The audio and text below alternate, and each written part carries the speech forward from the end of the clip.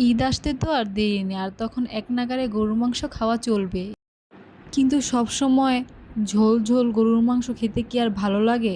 একসময় মনে হবে, উফ, ঝাল ঝাল একটু গরুর কালা ভুনা যদি হতো তাহলেই জমে যেত প্লেটটা।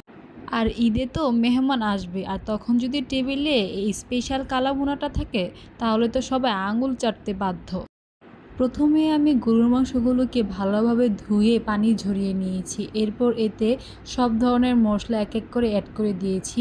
হলুদের গুঁড়া, মরিচের গুঁড়া, জিরার গুঁড়া, ধনিয়ার গুঁড়া, কালা ভুনার রাঁধুনি মশলা দিতে কিন্তু ভুলবেন না অবশ্যই।